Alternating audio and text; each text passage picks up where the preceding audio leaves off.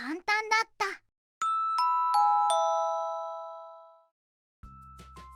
こんにちは、よすけです。競合ひしめくルール無用 JCJC。最強の空力を目指して全力ボディのミニ四駆を開発。性能を確認するために風洞を自作することにしたよ。前回の動画、完成した風洞で、いろんなミニ四駆のダウンフォースを計測。ルール無用 JCJC で良い結果を出している、松斎さんの MBR なんとかは、リアに強力なダウンフォースを発生していることが、わかりました。ということでいろんなミニ四駆のデータが得られたので、本命の、ヨスケの全力ミニレイクのダウンフォースを、測っていきたいと思います。まずは流速 0.2 メートルパーセックで、流線の確認から。翼を上下反対にしたボディなので、ボディの上側は真っ平らに煙が流れています。ボディの下側の流れが気になりますが、サイドスカートを透明にしないと見えないです。流速 2.0 メートルパーセックとした時のダウンフォースは、フロントが 2.1 グラム、リアが 0.2 グラムのダウンフォースでした。思っていたよりもフロントにダウンフォースが、発生しているみたい。フロント側から見ると、翼の先端から良い感じにボディ下に煙が流れています。これならボディ下に十分な流量が流れていきそう。狙い通りにベンチュリー効果が発生していそうです。リア側から見ると、ボディ下を通ってきた煙が見えます。ボディの仮面に沿って流れてきているように見えるので、気流の剥離は起こってなさそうに見える？剥離をしてしまうと渦ができて流速が落ちてしまうので、ダウンフォースが低下、ドラッグ、抵抗、も大きくなってしまいます。リアのダウンフォースが小さかったので、このあたりは改善の余地がありそうです。ということで、全力ミニレイクの現状は、大体把握することができました。わかったのは、圧倒的にダウンフォースが足りない。できればローラーのスラストによるダウンフォースは、使いたくないので、フロントに、少なくとも松斎さんのリアと同じ、6g のダウンフォースが必要。できれば倍の 12g ぐらいは欲しいところ。リアも同じで、少なくとも 6g、できれば 12g のダウンフォースが、あれば夜中にトイレに行けるぐらい安心です。ということで高いハードルを掲げてみたのですが、いろんなアイデアを一つずつものを作ってテスト、していたらおじいさんになってしまいそうだ。これは困ったぞ。と思っていたらお便りが来ました。お前、うちの CFD を使ってみないか？ CFD とは空気の流れを解析できるあれですね。今なら1年間のプレミアムサポートをくれてやんよ。マジですか？使います。いえ、使わせてください。じゃあ、ちゃんと宣伝もしとけよ。ということで CFD を使わせてもらうことになりました。お便りが来たのは、シンプルシムという会社。ホームページもシンプルです。オープンフォームという流体解析ソフトを使った、ウェブサービスで、ソフトウェアのインストールは不要。計算はシンプルシムのサーバーで行うので、貧弱なパソコンしか持っていなくても、流体解析ができちゃいます。誰でも簡単にできる流体解析を謳っていて、個人や小規模事業者向けのようです。計算は無料で、サポートが有料になるみたい。料金表を見ると、フリーだと計算はできるけど、サポートに制限があるようです。と言っても、使い始めから10回まではサポートしてくれるみたいなので、意外と優しいです。お金を払えば無制限のサポートと、計算と帯域、通信の優先度が上がるみたい。つまり、趣味で使うなら無料だけど、制度や納期がある仕事ではお金を払ってね。ってことなんだと思います。と言っても、チュートリアルが充実しているので、何らかの CFD 解析を行ったことがある人であれば、使い方をすんなりと理解できそうです。特に自動車の空力解析については、YouTube で、流体流れ、さんが解説してくれているので、初見でもどうにかなってしまう可能性があります。ちなみにヨスケは CFD 解析をしたことはなく、大学で流体の講義を、ネル勉、していたような人です。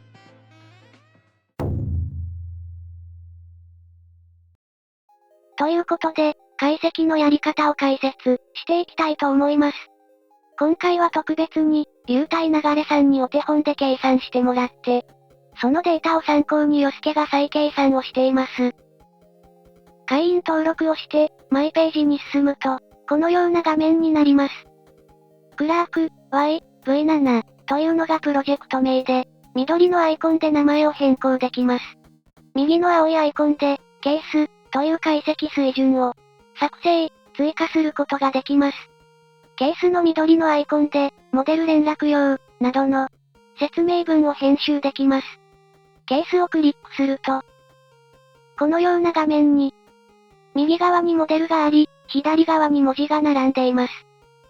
解析形状から下が大項目で、クリックすると、右側に詳細が表示されます。この画面はすでにモデルがアップロード済みですが、初期状態ではここに何もありません。なので、下の方にある解析形状のアップロードから、モデルをアップロードします。まずはミニ四駆のモデルから、ボディの中心線を y=0 に合わせて、前輪を x=0、z=0 に合わせます。フュージョン360だと、複数のパーツを内包した、STL、マルチソリッド、になってしまうので、エクスポートする前に結合でシングルソリッドにします。この状態で STL をエクスポートすれば OK。次は計算領域のモデル、コースを作ります。サーフィスのスケッチでコースの断面を作成。幅を 115mm、壁の高さを 50mm とします。スケッチを押し出して面を作れば完成。押し出しはマイナス X 方向に 300mm、プラス X 方向に 800mm です。車のような流体解析では、前方に車体長さの3倍、後方に車体長さの8倍程度の領域が必要なんだそうです。このモデルはシングルソリッドなので、このまま STL でエクスポートすれば OK。次はコースの上側の領域、トンネルを作ります。コースと同じようにサーフィスのスケッチで作成。幅を 115mm、空間の高さを 50mm とします。この時、先ほどのコースを考慮して、原点からコースの壁の高さ分、50mm 離して設置します。あとはコースと同じようにスケッチを押し出せば完成。押し出しはマイナス X 方向に 300mm、プラス X 方向に 800mm です。STL でエクスポートしておきます。次は入り口側の壁を作ります。サーフィスのスケッチで作成。原点から車体の前方分の 300mm 離れた位置に、コースとトンネルの高さを合わせて 100mm とします。コース幅の 115mm となるように、対象で押し出せば完成です。STL でエクスポートしておきます。最後に出口側の壁を作ります。サーフィスのスケッチで作成。原点から車体の後方分の 800mm 離れた位置に、コースとトンネルの高さを合わせて 100mm とします。コース幅の 115mm となるように、対象で押し出せば完成です。STL でエクスポートしておきます。作ったモデルを原点を変更せずに組み立てると、こんな感じで平空間となります。これが計算領域になります。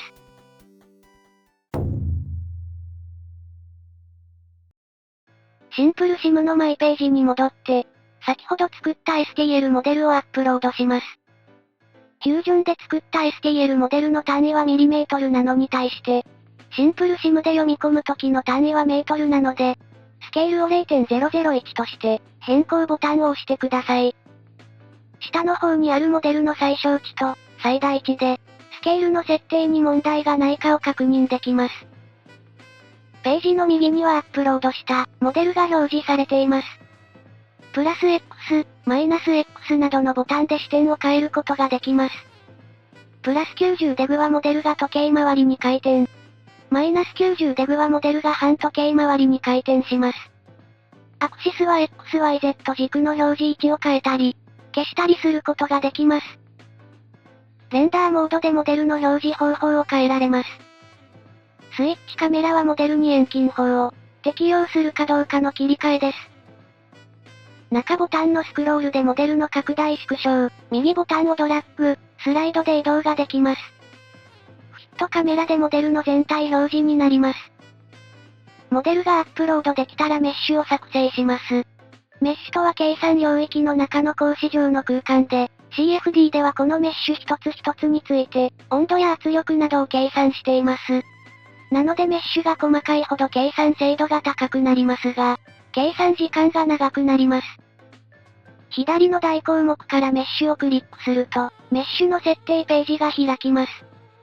ここがベースとなるメッシュサイズを決めるところで、プルダウンでシングルリージョンを選び、メッシャーをスナッピーヘックスメッシュとします。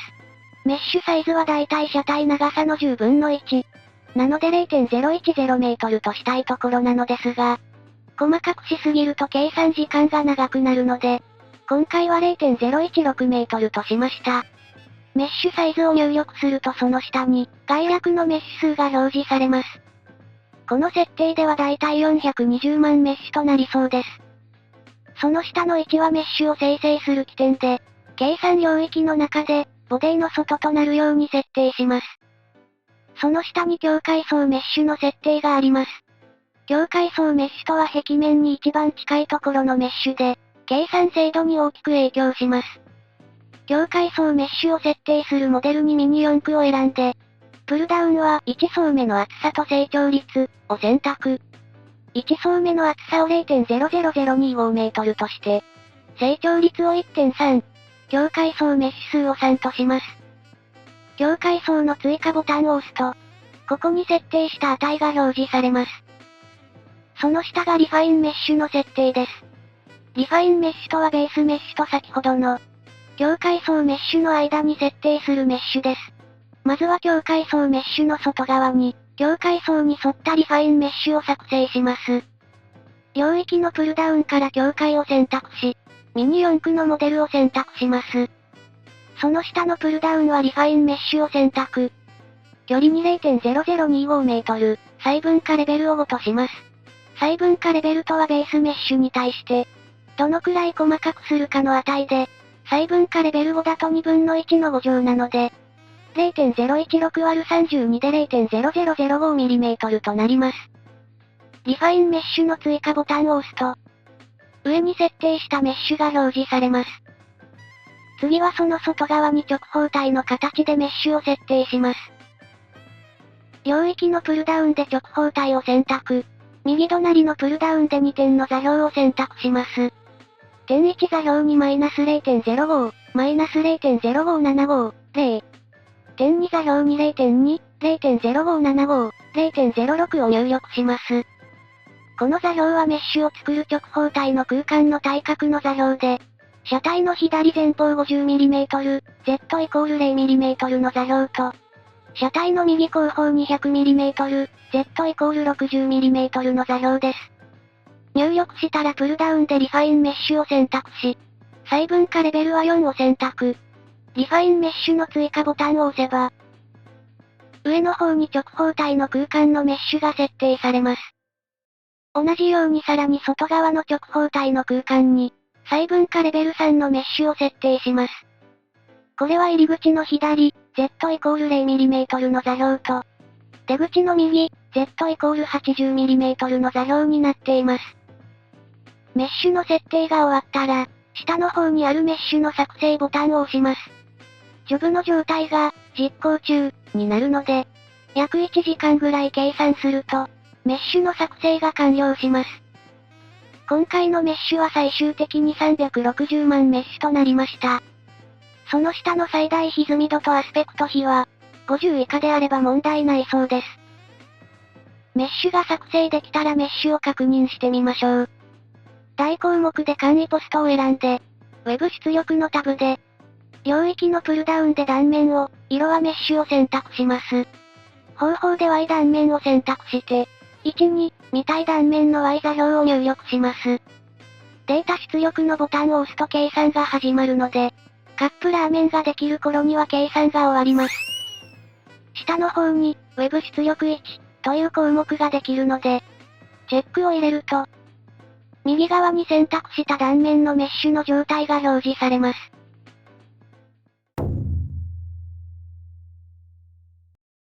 だいぶ長くなってしまいましたが、もう少しで設定が完了します。大項目で物理モデルを選んで、乱流を選択。モデルは、SSTK オメガ。壁関数は、ニューユースパルディングを選択します。次に大項目で物性値を選択。流体は標準状態20度の空気として、密度に 1.206 を、粘性係数に 1.82×10 の-5乗を入力します。プルダウンはどちらも、一定、で OK です。領域の設定は今回は必要ないのでスルーして、その下の境界条件を選択。境界条件とは壁面をどのように扱うかの設定です。ミニ四駆のモデルはプルダウンで壁面を選択。滑りはなしとします。コースのモデルもプルダウンで壁面を選択。コースはミニ四駆に対して動いているので、プルダウンを直線移動壁として、速度に計算する流速と同じ値を入力します。今回は X 方向に2メートルパーセックです。入り口側は速度境界、つまり一定速度で空気が流入する壁とします。速度を2メートルパーセックとして、代表長さはコースの幅と同じ 0.115 メートル、乱流強度は 0.0002 とします。出口側は圧力出口境界として、制圧20パスカルを入力します。トンネルは実際には開けた空間なので、プルダウンで滑り壁を選択します。大項目で初期条件を選択。初期条件とは計算領域の各メッシュが、最初にどのような状態にあるのかを設定するところです。圧力は0パスカル、速度は X 方向に2メートルパーセック。乱流運動エネルギーの径は 0.25。乱流周波数のオメガは1とします。次はモニターの設定です。これは計算完了後のポスト処理で使用する項目です。光力係数、揚力係数などを選択し、対象にミニ四駆のモデルを選択。揚力方向はプラス Z 軸となるように0、0、1。光力方向はプラス X 軸となるように1、0、0を入力します。回転中心にはホイールベースの中間となる座標、0.0395、0、0を入力し、ピッチ軸は Y 軸、0、1、0を入力します。自由流速度は計算する流速の2メートルパーセック。代表長さはホイールベースの 0.079 メートルを入力します。代表面積は空気抵抗などを算出するための項目で、プルダウンから投影面積を選択し、投影方向は X 軸方向とします。最後に大項目から解析を選択し、計算開始回数が0、計算回数が1万。データ保存間隔が1000になっていることを確認して、オープンフォームで計算をクリックすると、ジョブの状態が実行中になり計算が始まります。今回の約400万メッシュでは、だいたい2日ほどで計算が完了していました。